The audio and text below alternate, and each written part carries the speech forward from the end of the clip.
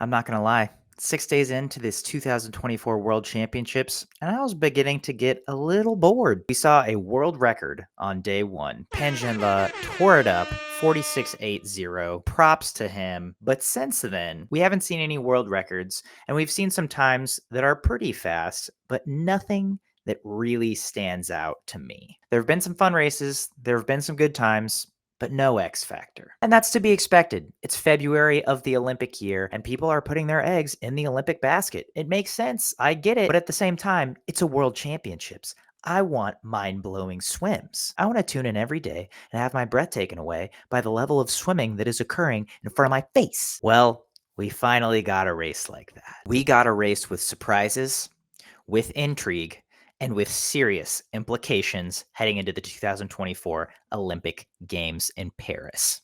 And that was the men's 800 free relay. Even setting the stage for this race was nuts. You had the USA in lane 8. You had China in 4, South Korea right next to them in 5. You had Great Britain in 7, right next to the USA. And then you had some other teams with X-Factor swimmers like Italy in lane 3 and Lithuania in lane 2, led off by Danis Rapsis. We knew the Americans were going to go for it from the get-go out in lane 8, leading off with Luke Hobson and Carson Foster, who had great splits for the red, white, and blue. 45-2 leadoff for Hobson, giving them over a second lead on the field, and then 43-9 for Carson Foster. Go get him, Carson, giving the U.S. a near 3-second lead over China halfway through the race. The biggest surprise here to me was that Hunter Armstrong went 146 in the morning and actually made his way back onto the finals relay, where he went even faster, going 145.7. A great split for a 50 backstroke world record holder. And who knows, we might even see him swim the 200 free at Olympic trials now. It seems like he has a pretty good shot there. Then we had distance guy David Johnston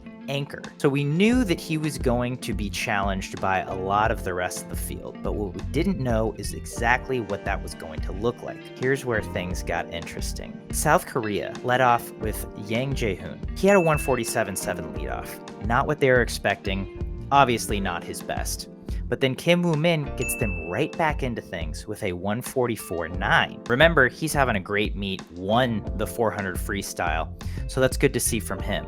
Lee Ho-jun jumps in 145.4, boom, they're back in third. 2 seconds behind China, 3 seconds behind the US. Enter Hwang Sun-woo, who just goes on a rampage. He ends up splitting 143.7. With 25 meters to go, I was positive that he was going to pass both the US and China.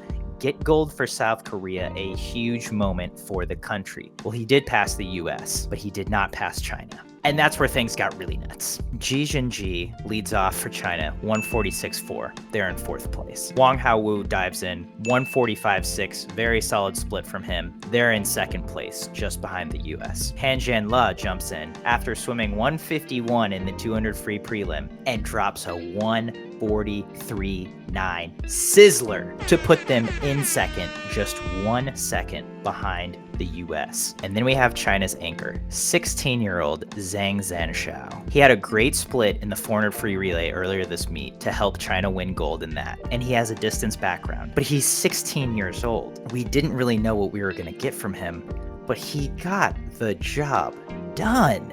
He splits 145.8, notably 27.1 on the final 50, not only passing the US's David Johnston, but holding off Hwang Sun-woo, the 200 free world champion, to get China gold in 701.84. Korea touches 2nd, 1/10 back at 701.94, and the US touches for 3rd, 0.14 behind them, 702.08. Not only was this the best race that I've seen the entire meet, where you have 3 teams within 0.24 in an 800 race. All 3 of those times would have won bronze at last summer's World Championships. Each of those top 3 teams had one swimmer on their relay split 143. We've never seen 3 men split 143 in the same heat ever.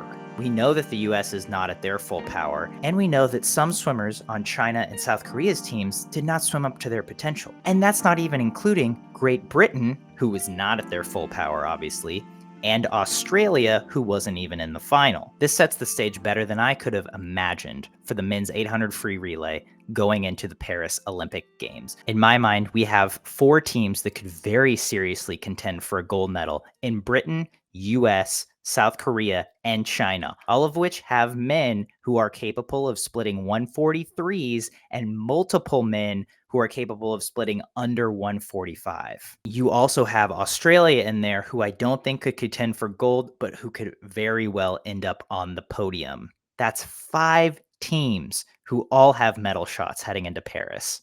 In the 800 free relay, you have to have serious 200 free depth as a country to be able to do that. And now we have 4 teams who are vying for gold. Thank you, Doha, for providing such an awesome race at the tail end of these World Championships. Thank you for watching this video. I hope you enjoyed. If you did, go ahead and give it a like, and don't forget to subscribe to our YouTube channel to stay up to date on all of our video content coming up soon. Thanks again for watching. I'll see you next time.